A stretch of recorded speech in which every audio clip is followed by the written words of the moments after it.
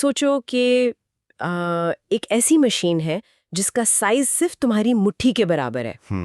चलो अब अगली स्लाइड देखते हैं। ओके। इस स्लाइड में देखो ये 3D इमेज कैसी है। हार्ट एक ग्लोइंग शील्ड के अंदर सेफ है और उससे 4 पाइप्स या पाथवेज जुड़कर निकल रहे हैं। ये हमारे सिस्टम के कंपोनेंट्स हैं। ओके, तो ये 5 मेन पार्ट्स दिखा रहे हैं। सही पकड़ा, 5 पार्ट्स हैं। पहला हार्ट जो हमारा मेन पंप है, फिर आर्टरीज जो बहुत मजबूत पाइप्स होती हैं, तीसरा वेन्स जो खून वापस लाने वाली पाइप्स हैं, राइट। चौथा कैपिलरीज जो एकदम बारीक नेटवर्क होता है, और पांचवा है ब्लड जिसे यहाँ ट्रांसपोर्ट मीडियम लिखा गया है। वेट सर, एक डाउट है, ब्लड को स्ट्रिक्टली एक ट्रांसपोर्ट मीडियम क्यों कहा गया है यहाँ? क्योंकि बेटा बॉडी में किसी भी चीज को, चाहे वो ऑक्सीजन हो, न्यूट्रिएंट्स हो, इधर से उधर ले जाना हो, तो वो ब्लड ही लेकर जाता है। वो तुम्हारी बॉडी की डिलीवरी गाड़ी है। ओह अच्छा, जैसे कार्गो। और सर मैंने यहाँ नीचे एक एग्जाम फैक्ट बॉक्स भी स्पॉट किया है। इसमें हार्ट के शेप के बारे में कुछ लिखा है। हाँ, ये बहुत इंपॉर्टेंट एग्जाम अलर्ट है। ध्यान रखना, एग्जाम में डायरेक्ट पूछते हैं। हार्ट का आकार ट्रायंगुलर यानी त्रिकोणीय होता है और ये एक स्पेशल कार्डियक मसल से बना होता है जो कभी थकती नहीं। लाल पाइप है, ये आर्टरी का 3D क्रॉस सेक्शन है। काफी थिक लग रही है ये। एग्जैक्टली। और दूसरी तरफ एक पतली दीवार वाली नीली पाइप है, यानी वेन, और इसके अंदर देखो एक वाल्व जैसा दरवाजा बना हुआ है। ओह हाँ, एक फ्लैप जैसा कुछ है। राइट।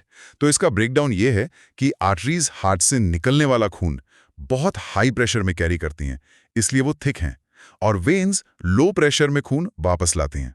अच्छा, इसलिए उनकी दीवारें थिन होती हैं। बिल्कुल।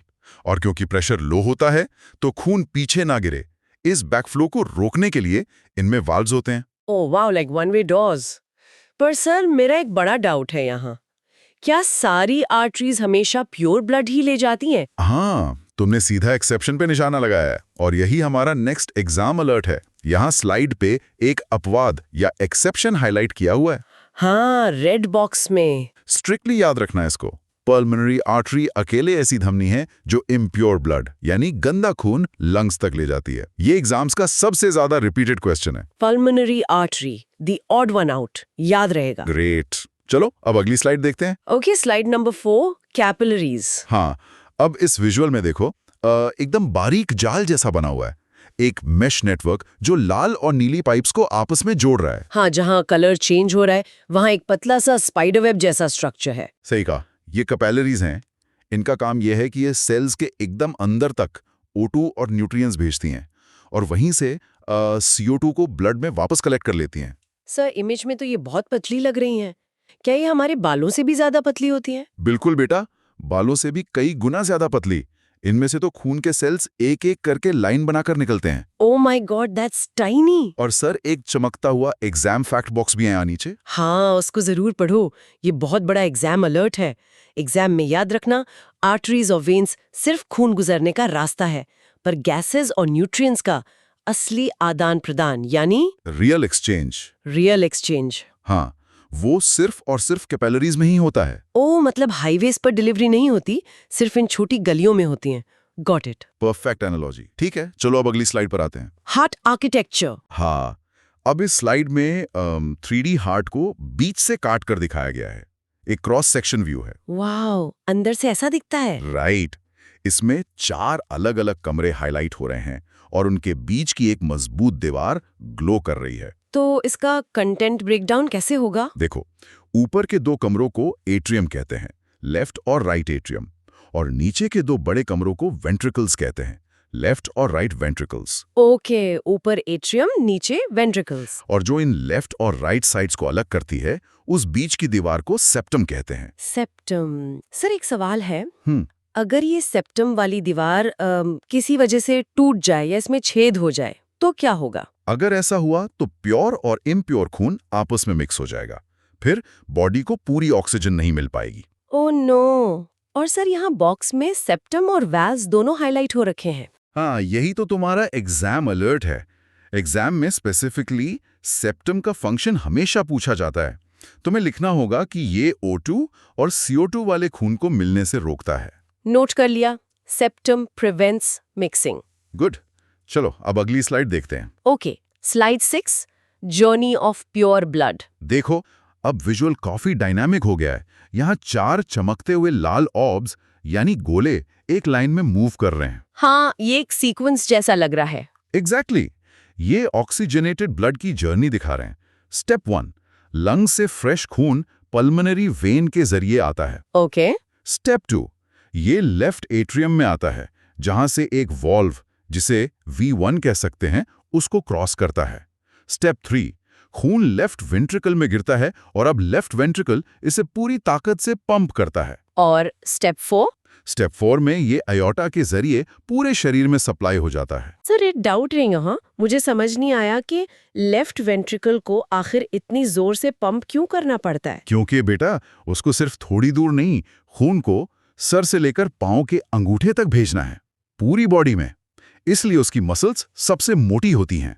ओह, मेक सेंस। और मैं यहाँ एक सुनहरा एग्जाम फैक्ट देख रही हूँ एओर्टा के बारे में। हाँ, उसे मिस मत करना, ये बड़ा एग्जाम अलर्ट है। एओर्टा यानी महाधमनी शरीर की सबसे बड़ी धमनी होती है, जो सीधे लेफ्ट वेंट्रिकल से जुड़ी होती है। इस फैक्ट को पेपर में जरूर लिख कर आना, मार्क्स मिलेंगे। सबसे बड़ी धमनी एओर्टा, डन। ठीक है, चलो अब अगली स्लाइड पर चलते हैं। अगर प्योर ब्लड हो गया तो अब इम्प्योर की बारी। सही गेस किया। अब इस विजुअल को डिकोड करते हैं। यहाँ 4 नीले यानी ब्लू ऑब्स दिखाए गए हैं, जो बॉडी से वापस हार्ट और लंग्स की तरफ जाने का रास्ता दर्शा रहे हैं। Okay, reverse journey. हाँ, इसका ब्रेकडाउन देखते हैं। स्टेप 1, पूरी बॉडी से वीना कावा यानी महाशिरा के जरिए गंदा खून आना शुरू होता है। राइट। स्टेप 2, ये राइट एट्रियम में आता है और वाल्व V2 को क्रॉस करके नीचे जाता है। स्टेप 3, राइट वेंट्रिकल इसे पंप करता है। और स्टेप 4, पुल्मोनरी आर्टरी इसे वापस लंग्स में भेज देती है ताकि O2 सोखी जा सके और CO2 छोड़ दी जाए। वेट, तो राइट वेंट्रिकल इसे सिर्फ लंग्स तक भेजता है? मतलब ये राइट साइड वाला हिस्सा सिर्फ और सिर्फ लंग्स तक ही खून भेजता है? हाँ बेटा, बिल्कुल सही। उसको सिर्फ उतनी ही दूर भेजना होता है। और सर, वीना कावा वाला बॉक्स ब्लिंक कर रहा है यहाँ। यही तो एग्जाम अलर्ट है। याद रखना कि वीना कावा यानी महाशिरा शरीर की सबसे बड़ी शिरा होती है। ये नाम MCQs में मतलब मल्टीपल चॉइस क्वेश्चंस में जरूर आता है। बड़ी धमनी एओर्टा और बड़ी शिरा वीना कावा। क्लियर है? एक्सीलेंट। चलो अब अगली स्लाइड देखते हैं। ओह, ये विजुअल थोड़ा अलग है। Double circulation. हाँ, इस विजुअल में देखो, एक ग्लोइंग फिगर 8 बना हुआ है, जैसे इन्फिनिटी सिंबल होता है ना। हाँ, ऊपर लंग्स हैं, बीच में हार्ट और नीचे ह्यूमन बॉडी दिख रही है। एग्जैक्टली। और ध्यान से देखो तो O2 और CO2 ब्लड इसी एक लगातार लूप में घूम रहे हैं। इसको समझना बहुत जरूरी है। यहाँ 2 रास्ते या राउट्स हैं। 2 रास्ते कैसे?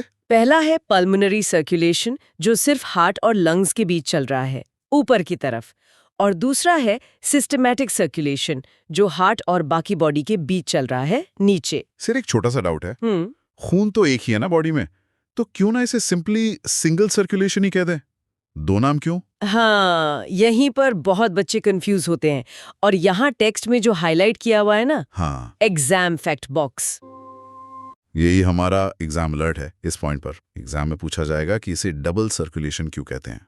तो तुम्हें लिखना है, क्योंकि खून को अपना एक चक्कर पूरा करने के लिए हार्ट से 2 बार यानी 2 टाइम्स गुजरना पड़ता है, इसलिए डबल सर्कुलेशन। ओ, एक चक्कर के लिए हार्ट से 2 बार पास होना पड़ता है। वाओ, अब कभी नहीं भूलूंगी। That's the spirit. चलो अब अगली स्लाइड की तरफ बढ़ें। Slide 9, heart beat and blood pressure. इस इमेज में देखो, ऊपर एक हरी यानी ग्रीन ECG लाइन चल रही है। बीप बीप, है ना, हॉस्पिटल वालों मॉनिटर्स की तरह। और नीचे 2 डिजिटल डायल्स ग्लो कर रहे हैं। एक पर 72 BPM लिखा है और दूसरे पर 120/80 mmHg। सही पकड़ा। तो अब इस कंटेंट को ब्रेक डाउन करते हैं। हार्ट बीट का मतलब है एक बार सिकुड़ना यानी कॉन्ट्रैक्शन और एक बार आराम करना यानी रिलैक्सेशन। इसका नॉर्मल रेट 70 से 72 बीट्स पर मिनट होता है। ओके, और ब्लड प्रेशर? बीपी में 2 नंबर होते हैं, एक हाई प्रेशर जब हार्ट सिकुड़ता है सिस्टोलिक जो 120 होता है, और एक लो प्रेशर जब वो आराम करता है डायस्टोलिक जो 80 होता है। वेट सर, एक डाउट, मतलब जब हार्ट आराम कर रहा होता है तो वो आराम करने का टाइम भी धड़कन में काउंट होता है। बिल्कुल। अगर हार्ट रिलैक्स नहीं करेगा तो उसमें नया खून भरेगा कैसे? कॉन्ट्रैक्शन और रिलैक्सेशन दोनों मिलकर एक पूरी हार्ट बीट बनाते हैं। अमेजिंग। और सर, बीपी नापने वाली उस मशीन का लंबा सा नाम लिखा है या बॉक्स में? Exam alert, I am guessing. 100% exam alert, sphygmomanometer. Exam के लिए इसकी स्पेलिंग और इसका फंक्शन अच्छे से याद कर लो। और हाँ, इसे स्टेथोस्कोप के साथ कंफ्यूज मत करना। स्टेथोस्कोप सिर्फ आवाज सुनने के लिए होता है, बीपी नापने के लिए स्फिग्मोमैनोमीटर। स्फिग्मोमैनोमीटर, बड़ा मुश्किल नाम है, पर स्पेलिंग पक्का याद कर लूंगी। गुड। चलो अब अगली स्लाइड देखते हैं। Electrical system and safety. अब इस विजुअल को डिकोड करते हैं। हार्ट के अंदर देखो, एक छोटी सी ग्लोइंग इलेक्ट्रिकल बैटरी आइकन बनी है और पूरे हार्ट के बाहर एक सुरक्षा झल्ली, जैसे कोई प्रोटेक्टिव बबल हो, वो दिखाया गया है। हाँ, एक ट्रांसपेरेंट बबल लग रहा है और बैटरी दिल के अंदर। हाँ, उसे ऐसे नोड कहते हैं। ये दिल की असली बैटरी या नेचुरल पेसमेकर होता है। ये पता है कब एक्टिवेट होती है पहली बार? कब? जब जन्म के बाद एक बच्चा पहली बार रोता है ना, तब ये पहली बार इलेक्ट्रिकल करंट छोड़ती है और आवाज आती है लब डब। इसके अलावा इमरजेंसी में बीपी कंट्रोल करने के लिए एड्रिनल हार्मोन भी यहाँ काम करता है। ओ वाओ, पहली बार रोने पर एक्टिवेट होती है। बट सर, एक सेकंड, हार्ट की आवाज लबडब आती है। बचपन से तो हम कार्टून में टिकटॉक सुनते आए, ऐसा क्यों? ये बहुत कॉमन डाउट है। हार्ट की आवाज मसल से नहीं आती। ये जो लबडब है ना, ये उन वाल्व्स के बंद होने की आवाज है जिनके बारे में हमने पहले बात की थी।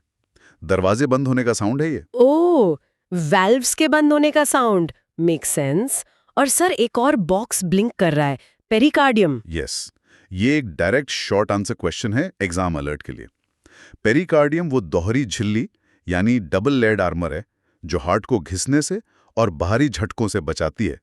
वही प्रोटेक्टिव बबल जो तुमने विजुअल में देखा। Bubble equals pericardium. Got it sir. Great.